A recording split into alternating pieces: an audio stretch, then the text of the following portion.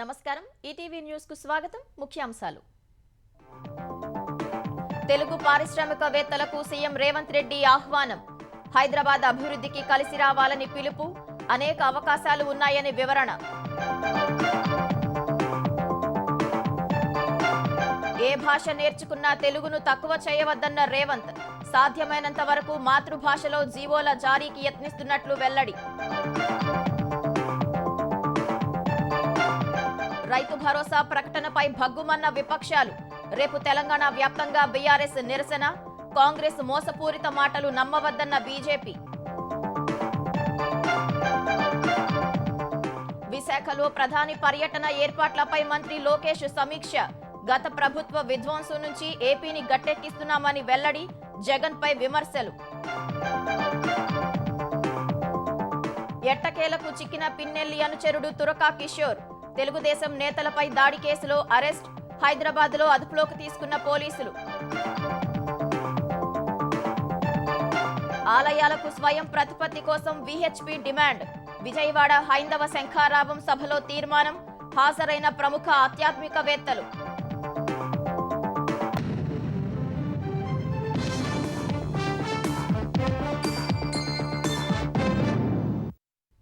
తెలుగువారు ఏ భాషను నేర్చుకున్నా మాతృభాషను తక్కువ చేయొద్దని ముఖ్యమంత్రి రేవంత్ రెడ్డి కోరారు. తెలుగు భాషను మహోన్నతంగా తీర్చిదిద్దేందుకు అందరం కృషి చేయాలని పిలుపునిచ్చారు. అమ్మ భాషకు అందలం కల్పించాలనే ఉద్దేశంతోనే ప్రభుత్వం జారీ చేసే జీవోలను సాధ్యమైనంత వరకు తెలుగులో ఇచ్చేందుకు తమ ప్రభుత్వం ప్రయత్నిస్తోందని రేవంత్ స్పష్టం చేశారు. హైదరాబాద్ హెచ్ఏసీసీలో జరుగుతున్న 12వ ప్రపంచ తెలుగు సమాఖ్య ముగింపు సభలకు హాజరైన ముఖ్యమంత్రి రేవంత్ రెడ్డి విదేశాలకు వెళ్లిన తెలుగు వారంతా ఒక వేదికపైకి రావడం ఆనందంగా ఉందన్నారు. విదేశాలకు వెళ్లిన వారికి తెలుగుతో అనుబంధం తగ్గిపోతోందన్నారు. విజ్ఞానం కోసం ఏ భాష నేర్చుకున్నా తెలుగును తక్కువ చేయొద్దని సూచించారు.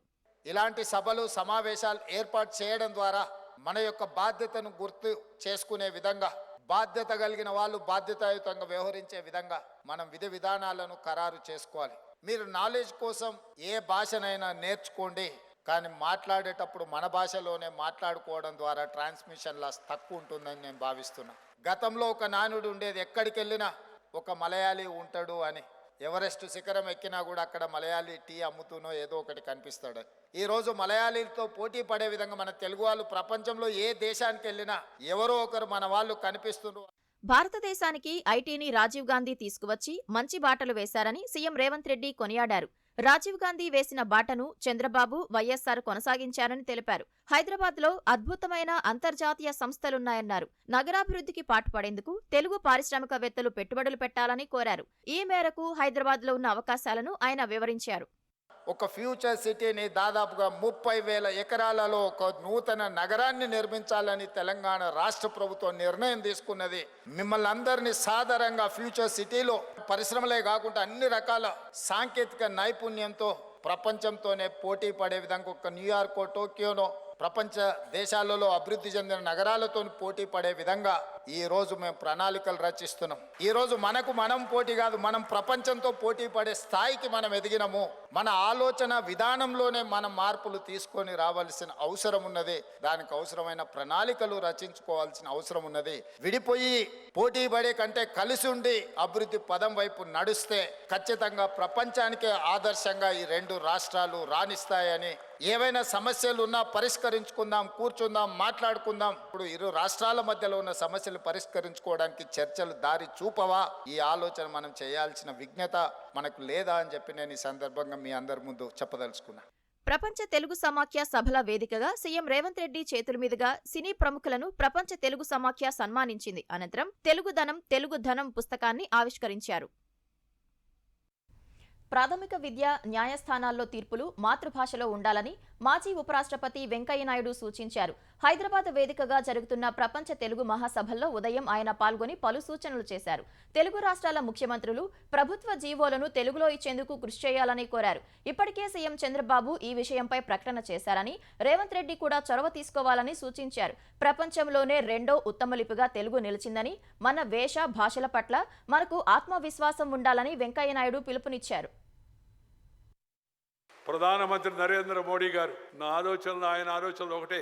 ఆయన కూడా చెప్తున్నాడు, ఇప్పుడు రాబోయే రోజుల్లో ఇంజనీరింగ్, సైన్స్, టెక్నాలజీ, మెడిసిన్ ఇవన్నీ కూడా మాతృభాషలో బోధిస్తారు. యూజీసీ ఆ పని చేస్తూ ఉంది, ఏఐసిటి కూడా ఆ పనిలో ఉంది. రష్యా, జర్మన్, ఫ్రాన్స్ ఆ దేశాల్లో వాళ్ళ భాషలోనే శాస్త్రీయ గ్రంథాలు చదువుతారు. ఈ జబ్బుని ఇంగ్లీష్ వాళ్ళు పోతా పోతా మనకు అంటించారు. ఆ జబ్బు నుంచి మనం బయటపడాలా. ఎకరానికి 15,000 రూపాయల రైతు భరోసా ఇస్తామని మేనిఫెస్టోలో పెట్టి ఇప్పుడు 12,000 మాత్రమే ఇస్తామంటూ రైతులను కాంగ్రెస్ ప్రభుత్వం మోసం చేసిందని బీఆర్ఎస్ కార్యనిర్వాహక అధ్యక్షుడు కేటీఆర్ ధ్వజమెత్తారు. తెలంగాణ భవన్లో మీడియాతో మాట్లాడిన ఆయన రైతులను మోసం చేసిన కాంగ్రెస్ నేతలు ఎలా బయట తిరుగుతారో చూస్తామని హెచ్చరించారు. రైతులు కూడా కాంగ్రెస్ ప్రజాప్రతినిధులను ఎక్కడికక్కడ నిలదీయాలని పిలుపునిచ్చారు. కాంగ్రెస్ మోసంపై రేపు తెలంగాణ వ్యాప్తంగా నిరసనలు తెలుపుతామన్నారు. రాష్ట్ర ప్రభుత్వం దిగి వచ్చే వరకు ఆందోళనలు కొనసాగిస్తామని చెప్పారు. రాష్ట్ర ఆర్థిక పరిస్థితిని సీఎం రేవంత్ రెడ్డి నాశనం చేశారని ఆరోపించారు. హైడ్రా, మూసీ పేరుతో ఆర్థిక పరిస్థితిని దెబ్బతీశారని, అందుకే పెట్టుబడులు పెట్టడానికి, అప్పులు ఇవ్వడానికి ఎవరూ ముందుకు రావటం లేదని కేటీఆర్ దుయ్యబట్టారు.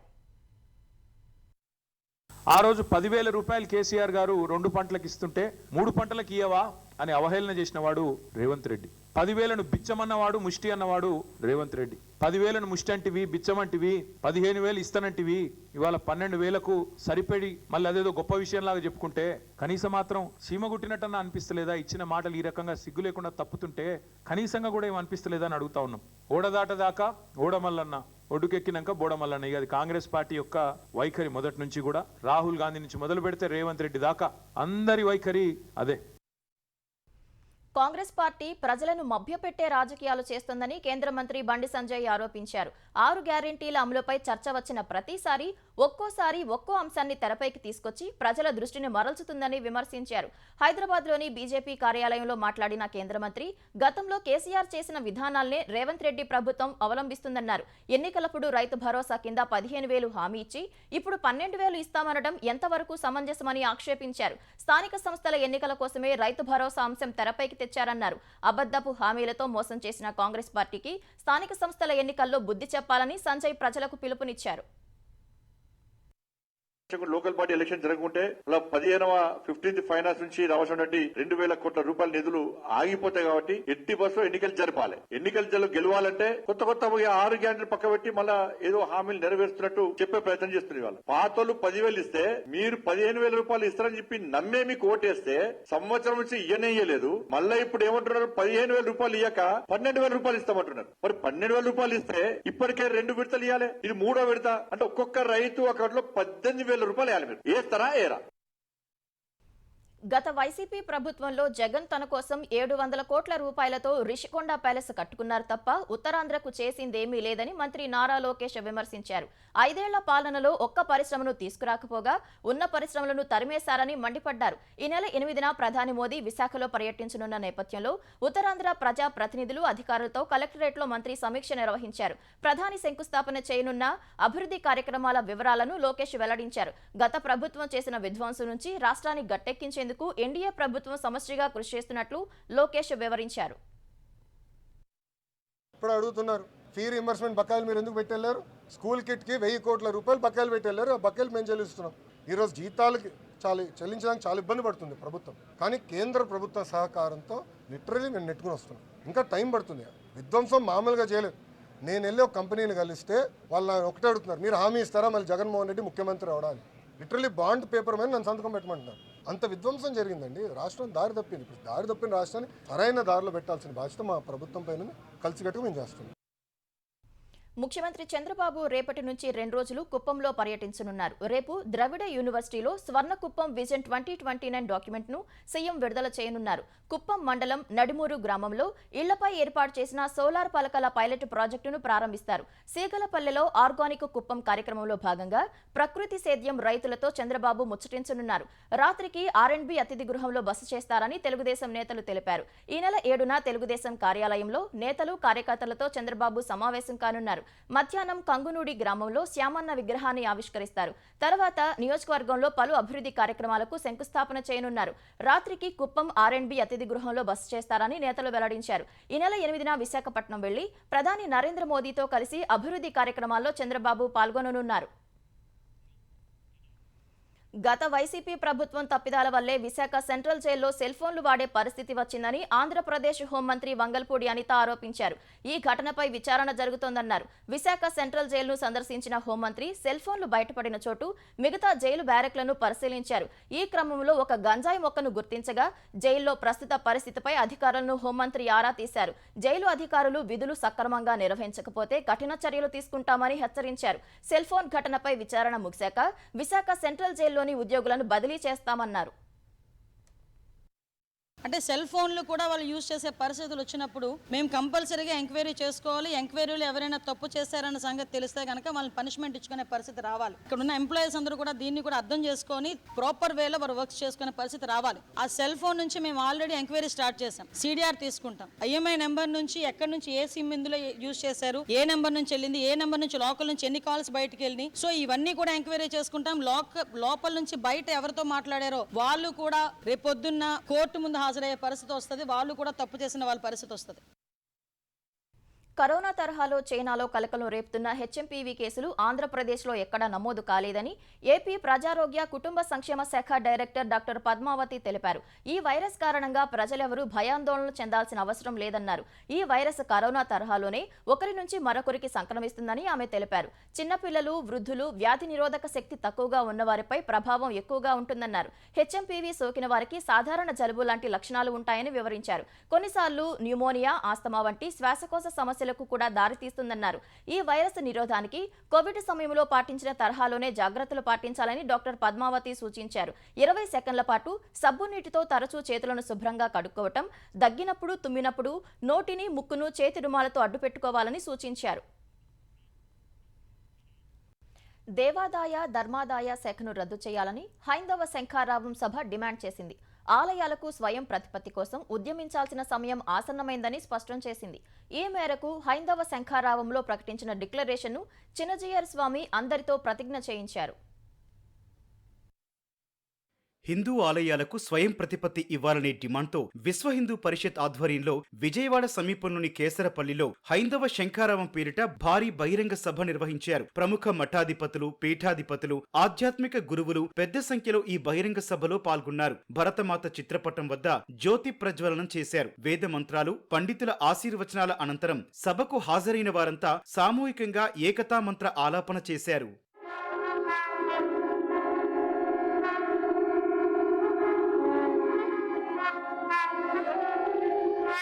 ఈస్ట్ ఇండియా కంపెనీ వాళ్లు 1817లో ఆలయాలను తమ ఆధీనంలోకి తీసుకున్నారని, నాటి నుంచి నేటి వరకు ప్రభుత్వాలే ఆలయాలపై ఆజమాయిషీ చేస్తున్నాయని VHP జాతీయ అధ్యక్షుడు అలోక్ కుమార్ అన్నారు. ఎవరికీ లేని ఆంక్షలు, నిబంధనలు దేవాలయాలపైనే ఉన్నాయని అన్నారు. ధర్మ జాగరణ, సంరక్షణ కోసమే ఈ హైందవ శంఖారావమని రామజన్మభూమి తీర్థక్షేత్ర కోశాధికారి గోవింద్ దేవగిరి మహారాజ్ తెలిపారు. ఈ సభ పాలకులను కదిలించాలని, ఆలయాలకు స్వయం ప్రతిపత్తి కలిగించేలా ఆలోచనలు చేయాలని మైసూరు దత్తపీఠ అధిపతి గణపతి సచ్చిదానంద స్వామి ఆకాంక్షించారు.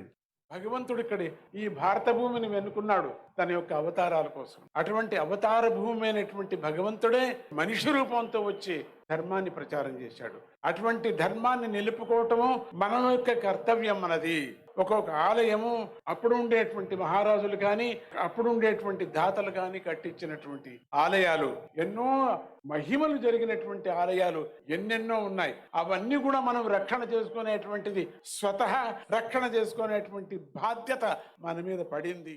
ఆలయ వ్యవస్థ సరిగా సాగకపోతే జీవితానికి అర్థం చెప్పుకోగలిగే స్థితి ఉండదని చిన్నజీయర్ స్వామి చెప్పారు. ఆలయాలపై దాడులు జరిగినప్పుడు ప్రశ్నించే తత్వాన్ని అలవరుచుకోవాలని కమలానంద భారతి పిలుపునిచ్చారు. మీ దేవాలయం దేవాలయంలో డబ్బులు గోలుమాలైతే, భూములు ఆక్రమిస్తే, హుండీ దొంగతనం జరిగితే, అర్చకుడి మీద దాడి జరిగితే, దేవాలయంలో దొంగతనం జరిగితే మీ ఈవోని ఎప్పుడైనా మీరు నిలదీశారా?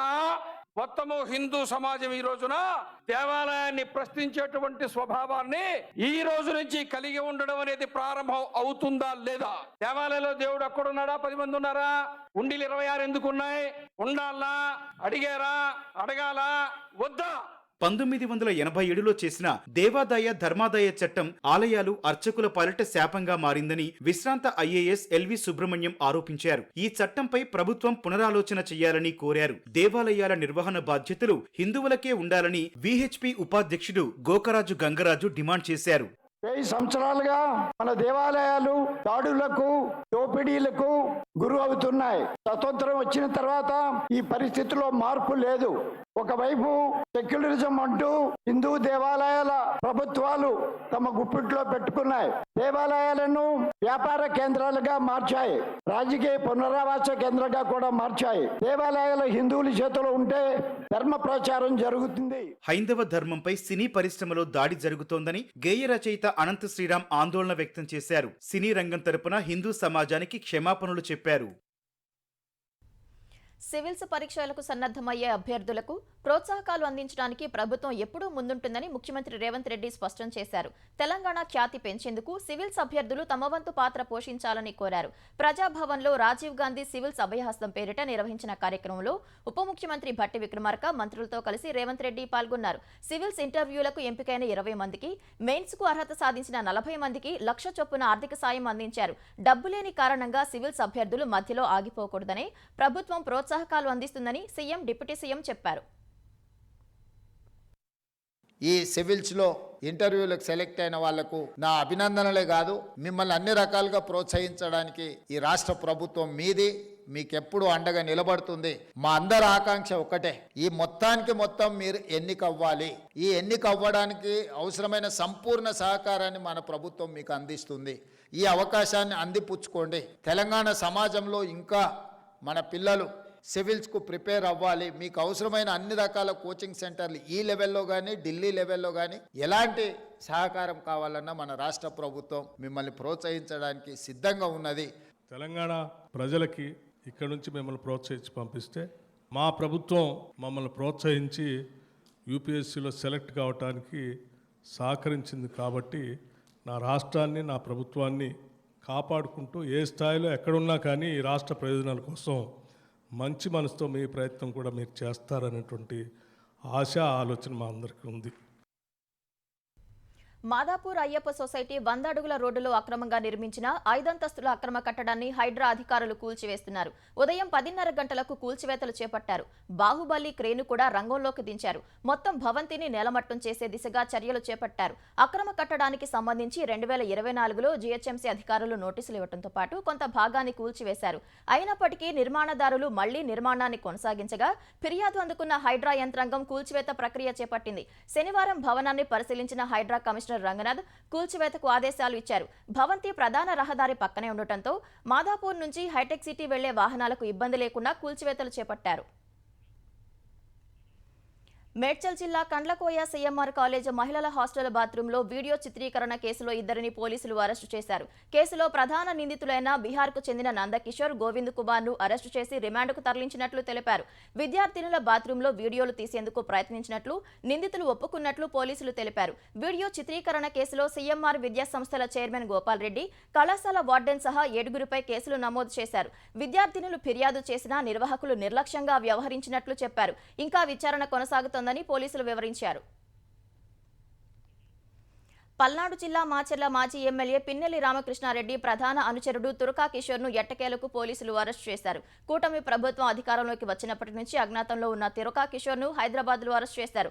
వైకాపా ప్రభుత్వ హయాంలో అధికారాన్ని అడ్డం పెట్టుకుని కిషోర్ అనేక అక్రమాలకు, దౌర్జన్యాలకు పాల్పడ్డాడు. స్థానిక సంస్థల ఎన్నికల సమయంలో మాచర్ల నియోజకవర్గం పర్యటనకు వెళ్లిన తెలుగుదేశం నేతలు బొండా ఉమామహేశ్వరరావు, బుద్ధా వెంకన్నపై కిషోర్ దాడి చేశాడు.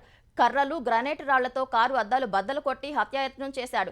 దీనిపై అప్పట్లో తొక్కిసలాట్లో కేసు నమోదైనప్పటికీ పోలీసులు ఎలాంటి చర్యలు తీసుకోలేదు. కూటమి ప్రభుత్వం అధికారంలోకి రాగానే తురకా కిషోర్ అజ్ఞాతంలోకి వెళ్లిపోయాడు. అతడిపై చర్యలు తీసుకోవాలని తెలుగుదేశం నేతలు ఫిర్యాదు చేశారు. కేసు నమోదు చేసిన పోలీసులు అప్పటి నుంచి గాలిస్తున్నారు. తాజాగా హైదరాబాద్ లో అరెస్ట్ చేశారు. కిషోర్ లాంటి వ్యక్తులు సమాజానికి హానికరమని, అలాంటి వారిని ఎన్కౌంటర్ చేసినా తప్పులేదని తెలుగుదేశం నేత బుద్దా వెంకన్న ఎక్స్ లో ఆగ్రహం వ్యక్తం చేశారు. తాడేపల్లి ప్యాలెస్ నుంచి వచ్చిన ఆదేశాలతోనే తురకా కిషోర్ ను తమపై దాడికి ఉసుగొల్పారని ఆరోపించారు. సంధ్యా థియేటర్లో జరిగిన తొక్కిసలాట కేసులో రెగ్యులర్ బెయిల్ పొందిన అల్లు అర్జున్ నేడు చిక్కడపల్లి పోలీస్ స్టేషన్కు వెళ్లి సంతకం చేశారు. బెయిల్ షరతుల్లో భాగంగా ప్రతి ఆదివారం చిక్కడపల్లి పోలీస్ స్టేషన్లో సంతకం చేయాలని అల్లు అర్జున్ నాంపల్లి కోర్టు ఆదేశించింది. కోర్టు ఆదేశాలతో ఇవాళ పోలీస్ స్టేషన్కు చేరుకున్న అర్జున్ ఇన్స్పెక్టర్ రాజు నాయక్ సమక్షంలో సంతకం చేశారు. సంధ్యా థియేటర్ తొక్కిసలాట్లో తీవ్రంగా గాయపడి చికిత్స పొందుతున్న శ్రీతేజ్ ను ఇవాళ అల్లు అర్జున్ పరామర్శించడానికి వెళ్లాలనుకున్నారు. అయితే కిమ్స్ ఆసుపత్రికి రావద్దని అల్లు అర్జున్ కు రామ్ గోపాల్పేట పోలీసులు నోటీసులు జారీ చేశారు. మిగిలిన రోగులకు ఇబ్బంది కలుగుతుందని నోటీసులో పేర్కొన్నారు. పోలీసులు నోటీసులు ఇవ్వడంతో కిమ్స్ కు వెళ్లటం లేదని అల్లు అర్జున్ చెప్పినట్లు తెలిసిందే. కేంద్ర ప్రభుత్వంతో ఘర్షణ పడుతూ ఢిల్లీలోని ఆమ్ ఆద్మీ ప్రభుత్వం 10 ఏళ్లు వృధా చేసిందని ప్రధాని నరేంద్ర మోదీ ఆరోపించారు. ఢిల్లీని భవిష్యత్తు నగరంగా మార్చేందుకు బీజేపీకి అవకాశం ఇవ్వాలని ప్రజలను కోరారు. బీజేపీ అధికారంలోకి వస్తే ఢిల్లీలో ఇప్పుడు అమలు చేస్తున్న ఏ సంక్షేమ పథకాన్ని నిలిపివేయదని హామీ ఇచ్చారు. అయితే వాటి అమలులో అవినీతి లేకుండా చేస్తామని వివరించారు. ఢిల్లీని మేరట్తో అనుసంధానించే 13 కిలోమీటర్ల సాహిబాబాద్ న్యూ అశోక్ నగర్ ఆర్ఆర్టీఎస్ కారిడార్ను ప్రధాని ప్రారంభించారు. తర్వాత నమో భారత్ రైలులో ఢిల్లీ చేరుకున్న ప్రధాని మోదీ ప్రయాణ సమయంలో రైలులో ఉన్న చిన్నారులు ప్రజలతో ముచ్చటించారు. ఢిల్లీ మెట్రో 5వ దశను కూడా ప్రారంభించారు. రిధాలా నరేలా కుండ్లీ కారిడార్ కు శంకుస్థాపన చేశారు. అనంతరం రోహిణిలో జరిగిన సభలో ప్రధాని పాల్గొన్నారు. ఢిల్లీలో ఆప్ ప్రభుత్వం పోయినప్పుడే డబుల్ ఇంజిన్ అభివృద్ధి వస్తుందన్నారు.